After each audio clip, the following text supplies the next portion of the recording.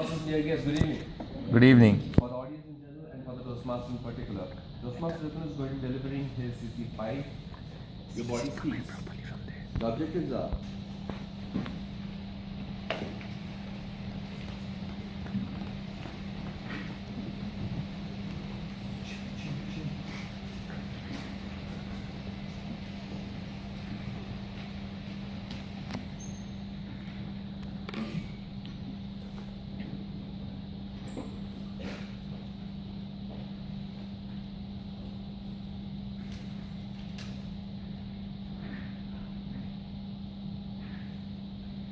How many of you love the game of football?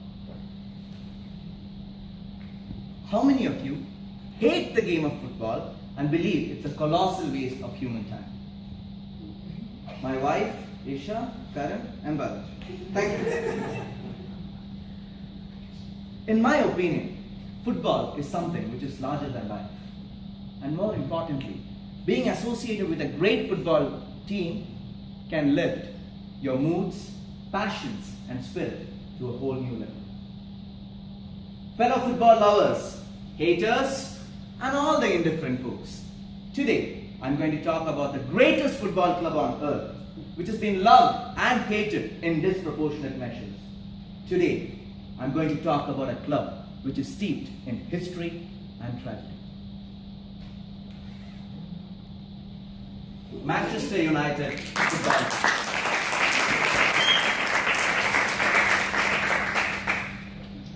This club is based out of Old Trafford, Manchester, UK, also known as the Theatre of Dreams.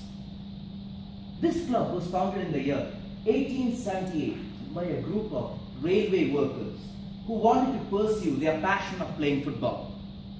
In the early years, this club ran into financial difficulties and was on the verge of bankruptcy when it was saved by a local brewery owner by the name Henry Davis.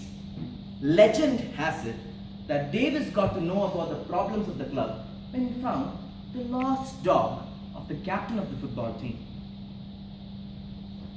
From its outset, this club personified hard work, respect and integrity through the actions and attitude of its players, staff and fans. In 1910, this club moved its base from Bank Street to the spiritual home of Old Trafford, which is capable of seating 80,000 fans, and that was the beginning of folklore. In 1911, Manchester United became champions of England for the very first time. In our lives, we work hard to win, and once we win, we think we are entitled or supposed to keep winning. However, victories in life are a matter of discipline and focus over many years. We too in our lives lose our motivation, take our eyes off the goal and go off track. This is exactly what happened to my club during the dark times of both the world wars. The fans had to face the ignominy and shame of being relegated from the top tier of English football to the second tier. 1945, a pivotal moment in the history of the club. A young, relatively unknown manager by the name Matt Busby took over reins of the club. He employed new and scientific methods to increase the technical know-how of the players, but his biggest contribution to the club, and in my opinion to the game of football, was bringing in a culture of grooming young players, homegrown players, and making them world-class talent. His focus on the youth academy resulted in a team which was known to the entire European continent as the Busby Babes. Two reasons: their youth and the imprint of their mentor. Every time I look at my club, I look back at my life. I've had low moments in my life, and I believe each one of you had. The lowest moment in the history of Manchester United was 6th February 1958. Matt Busby, being a visionary, had taken the players to Europe. And while they were traveling back from a European game. A tragic air crash occurred on the snowy fields of Munich, Germany. 8 first team players and 3 staff members were lost in that tragic crash. It was a crushing blow to the fabric of that football club.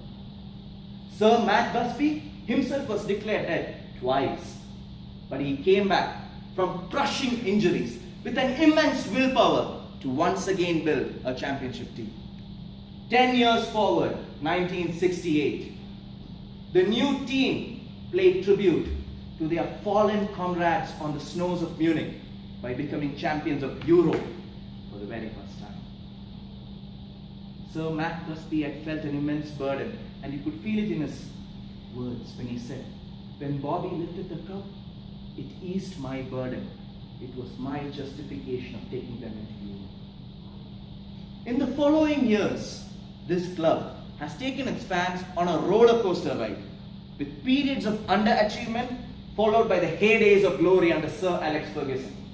This club has boasted of having great players such as Bobby Charlton, George Best, David Beckham, Cristiano Ronaldo, Paul Scholes, Ryan Giggs, and Wayne Rooney, to name a few. What's really important is that all these players were young, raw talents. And they had a dream of becoming big. By playing on the famed turf of the Theatre of Dreams, they converted their dreams to reality. Ladies and gentlemen, the message this football fan would like to share with you is that to take your dreams and passions to the next level, you need to be associated with something which is larger than life. Life is a theatre filled with victories and losses. But being associated with this great institution called Manchester United, I've realized that if you believe in a dream, you can achieve it through hard work and conviction. But if you crash and burn, you can still rise stronger from the ashes.